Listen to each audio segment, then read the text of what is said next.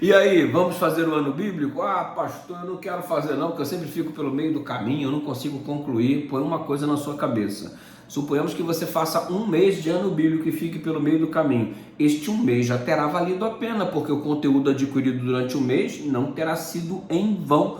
Ah, e se você fizer 15 dias, 10 dias, não importa. Aliás, não fica estressando, pensando no que vai fazer até dezembro. Vai um pouquinho de cada vez, vai um dia por vez, vamos dar um passo de cada vez e a gente vai chegar bem longe. E eu espero que você consiga chegar até 31 de dezembro, encerrando aí o capítulo 22 do livro do Apocalipse, ok? Hoje nós vamos dar uma passeada no capítulo 10, 11 e 12 do livro do Gênesis. O capítulo 10, por exemplo, fala do repovoamento da terra logo após o dilúvio. Noé tinha 3 filhos, o verso 1 diz: Sem, Cão e Jafé. Ei, destes 3 filhos de Noé, eu quero chamar a atenção para um filho chamado Cão e os seus descendentes, porque estes serão relevantes para a gente ao estudarmos o capítulo 11, em especial quando se fala da Torre de Babel. Combinado? Então vamos lá. Os filhos de Cão são Cuxi, Misraim, Put e Canaã. Está aí a partir do verso 6, ok? A partir do verso 4, verso 5, verso 6, você vai encontrar estas informações. Muito bem, então recapitulando, Noé teve 3 filhos, eu estou chamando a atenção para os descendentes de Cão, que são 4 filhos, a saber, Cuxi, Misraim, Put e Canaã. Ou seja, são os netos de Noé, beleza? Desses 4 netos de Noé, filhos de Cão, eu quero chamar a atenção para os filhos de Cuxi, ou seja, os filhos de Cuxi são os bisnetos de Noé. Um que chama muito a atenção é o Nimrod, poderoso caçador, beleza? Ou seja, Cuxi, fundador da Etiópia, é pai de Nimrod, que por sua vez foi o fundador da Babilônia, onde surgiu lá a Torre de Babel, ok? Fundador da Babilônia, e outra coisa, ele fundou também Nínive, a capital da Síria. Fundou outras nações super importantes. Isso significa que são relevantes neste momento para a compreensão do conteúdo bíblico adiante. Nimrod, fundador da Babilônia, este filho de Cuxi, este filho de Cão, consequentemente Nimrod, bisneto de Noé. Tudo bem até aqui? Vem comigo então. Por exemplo, o nosso historiador Flávio Josefo, ele tem uma declaração que diz assim, ó: pouco a pouco ele transformou Nimrod, o estado das coisas, numa tirania. Nimrod, o poderoso caçador. Ele sustentou que a única maneira de afastar os homens do temor a Deus era fazê-los continuamente dependentes do seu próprio poder. Então, o discurso de Nimrod, de acordo com Flávio Josefo, ao invés de depender de Deus, que o ser humano dependesse do seu próprio poder. E olha, ele ameaçou vingar-se de Deus se este quisesse novamente inundar a terra, porque construiria uma torre mais alta do que poderia ser atingida pelas águas, envigaria a destruição dos seus antepassados. Nimrod, você percebe isso? Então, aí nós vamos adiante, né? E você percebe que o desenvolvimento de toda aquela região colonizada e desenvolvida ali pelos filhos do Cão, os descendentes de Cão, que são seus filhos, inclusive o pai do Nimrod, aí você percebe que uma série de descobertas arqueológicas foram feitas, uma série de informações foram colhidas, e o resumo da ópera é o seguinte, que há na Bíblia a informação acerca da adoração do Deus Sol, correto? E dizem que uma lenda babilônia conta-nos que Nimrod morreu muito jovem, o fundador da Babilônia, Nimrod, morreu jovem. E a lenda existente na Babilônia diz que ele era casado com uma mulher chamada Semiramis, e eles tiveram um filho chamado Tamuz. E a lenda diz que Nimrod, ao morrer, foi morar no sol, e com os raios enviados, os raios solares enviados de lá, ele engravidou essa mulher Semiramis, e o resultado foi o nascimento do Tamuz. E esse Tamuz seria o filho do Deus Sol, que deveria ser adorado na Babilônia. E aí começa a surgir um monte de desdobramentos de nomes para eles, né? Em diversos povos ele começa a ser chamado por nomes diferentes, adoração ao Deus Sol. Você percebe quão importante é a genealogia do capítulo 10 para a compreensão do que temos adiante? O Nimrod propôs-se uma confrontação com Deus, propôs-se uma rebeldia, e por isso no capítulo 11 nós estamos vendo uma torre sendo construída, né? E quando você olha o cenário bíblico, eu quero chamar a sua atenção para duas coisas: existem torres e existem altares. Os adoradores de Deus constroem altares para serem submissos ao Senhor. Aqueles que não se submetem a Deus, que são arrogantes, eles constroem torres para desafiarem a Deus. A minha vida nesse momento, para a nossa meditação, é a construção de uma torre ou a construção de um altar? Eu sou uma torre que desafia a Deus ou eu sou um altar submisso ao Senhor para que a glória dele se manifeste em mim? É algo importante a se pensar. A torre construída no capítulo 11 deveria ter a altura maior do que as águas atingidas pelo dilúvio. Eles estavam desafiando a Deus. Existem descobertas arqueológicas onde muitas torres foram então encontradas, e essas torres eram denominadas de zigurates, ou seja, a Torre de Babel poderia ser semelhante a um zigurate encontrado nas descobertas arqueológicas. Todavia, construída com uma base muito grande a fim de que ela fosse afunilando tal qual uma pirâmide, só que gigantesca, e, segundo a revelação, a altura deveria ser maior do que as águas atingidas pelo dilúvio. É o ser humano desafiando a Deus. Eu destruí uma vez, mas agora o Senhor não destrói mais não. Agora a gente resolve. Eles buscando a salvação por suas próprias obras, sendo assim arrogantes e desafiando o eterno. Você percebe que parte da torre foi ocupada como morada dos construtores, das pessoas.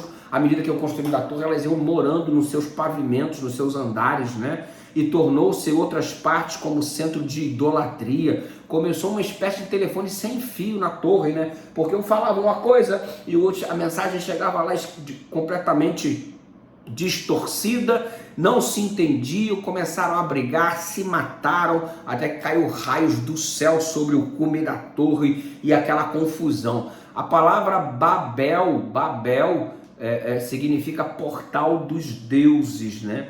E posteriormente se tornou essa confusão que verificamos no capítulo 11, por isso que muitos hoje conhecem Babilônia como sendo confusão, quando na verdade originalmente falando era portal dos deuses, mas por causa da confusão que se originou aqui, nesse desafio, nessa loucura de querer sobrepor-se a Deus, então você percebe todo esse cenário sendo construído.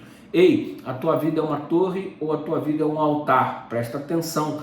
Satanás estava desviando o povo quanto ao sistema de sacrifícios que apontava para Cristo e criando no povo o senso deles mesmos fazerem seus sacrifícios, e a torre era um exemplo de tal sacrifício humano para desviar o olhar do Cordeiro, que era o único método de salvação.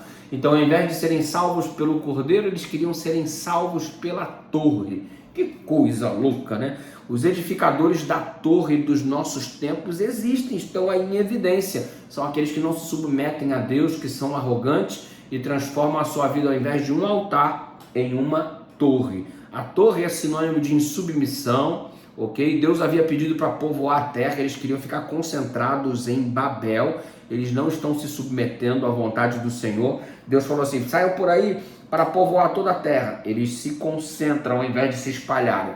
Tornou-se um centro de idolatria, com os seus andares dedicados a ídolos, especulações humanas, o nível da torre acima do dilúvio, chegar até o céu e conhecer a razão do dilúvio para evitar outro dilúvio, fábulas aprazíveis, né, na direção do ser humano independente, resolve todos os seus problemas, uma falsa liberdade no sentido de não submeter a Deus em nome dessa liberdade, mas na verdade sendo escravizado pela idolatria, o egocentrismo, desprezo pela revelação de Deus, porque Deus, através do arco da aliança, havia dito: não mais a terra será destruída por água. Eles desprezaram a revelação divina para construir a torre exatamente porque não acreditavam nisso. Satisfação do ego para estar acima de Deus, arrogância, foco em si mesmo. Resultado: comportamento de construção de torre literal de repente não existe, mas no que diz respeito a esses tipos de sentimento regendo a vida humana, é o que mais está em evidência. E cuidado para que essa evidência não seja na minha e na sua vida. Vamos prestar bastante atenção nisso. No capítulo 12 de Gênesis, nós olhamos ali que depois de Babel, a idolatria universal, Abraão foi chamado para sair ali do meio da sua parentela e tudo mais, a fim de se tornar uma referência. Exatamente, você foi ler a Bíblia aqui no capítulo 12, Deus chama Abraão, ele faz promessas. Neste ambiente de Babel, em meio à idolatria, Deus precisava de uma referência e chamou Abraão exatamente para isso. Abraão, eu quero que você seja uma referência do remanescente para preservar a vontade de Deus. E Abraão saiu do meio da sua terra, da sua parentela, com 75 anos de idade. Saiu vagueando por aí, sob a direção de Deus, e o resultado, Deus o habilitaria para a grande missão. Ele precisava se afastar da sua família, que estava sendo contaminada pela idolatria. Ele confiou na promessa de Deus, seguindo onde Deus o mandasse. E você, na sua trajetória, tem sido assim? Tem ido onde Deus lhe mandar? Ele passou por provas grandiosas, os laços familiares, mas rompeu pela fé, sem perguntar sobre conforto. E sabe qual que é a conclusão? O lugar mais feliz da terra é o lugar onde Deus quer que estejamos. Colocou isso no seu coração? O lugar mais feliz da terra é o lugar onde Deus quer que estejamos.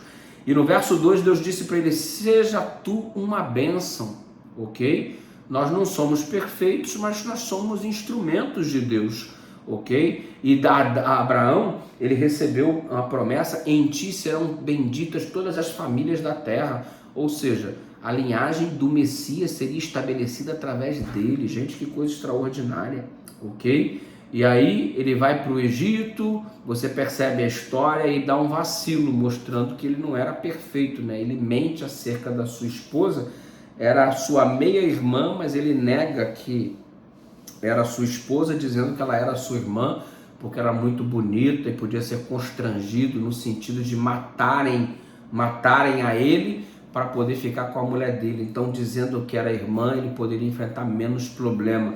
Foi um vacilo, porque sabendo que o Deus Todo-Poderoso regia os seus passos, ele não precisava temer mal algum. Mas aí nós vemos aquele que está sendo trabalhado para se tornar o pai da fé, vacilando na fé, mostrando que ele era um homem como qualquer um de nós, sujeito a falhas. E a Bíblia exibe as falhas de tais homens para que nós entendamos que existe um processo de crescimento, assim como para Abraão, para mim também. O fato de você ter falhado hoje não significa que por causa disso você vai deixar de ser amigo de Deus. Basta você levantar e seguir em frente em nome de Jesus, ok? Ele não estava livre da fraqueza e mostrou isso exatamente no Egito. Agora, Faraó receou de ter um homem com a presença divina tal qual Abraão, porque, veja, ele era um indivíduo próspero e, consequentemente, os egípcios o invejavam e, de alguma forma, ele seria prejudicado por conta disso, por conta da inveja dos egípcios. E, certamente, por ter uma mulher muito bonita, ele seria assassinado para ficarem com a mulher dele. Então, Faraó pensou: eu não posso trazer o desagrado do Deus deste homem para a minha vida se a gente for nessa direção. E aí Faraó, de um jeito assim muito bondoso, poderia ter punido Abraão por sua mentira, mas Abraão então, ele foi deportado de forma até amável. Olha como Deus foi misericordioso. Deus permite que Abraão tenha não aquilo que ele merecia, mas aquilo que ele precisava. É a graça de Deus se manifestando na vida de Abraão, como se manifesta na nossa também. Extraordinário o conteúdo bíblico, espero que tenha valido a pena para você e que você deixe Deus dirigir sua vida, assim como Abraão permitiu, e que a despeito das falhas que a gente apresente, que a gente persevere e continue, porque como Abraão seremos chamados amigos de Deus. Deus te abençoe, curta, comente, compartilhe, deixa Deus te usar, se inscreve no canal, beijão no seu coração.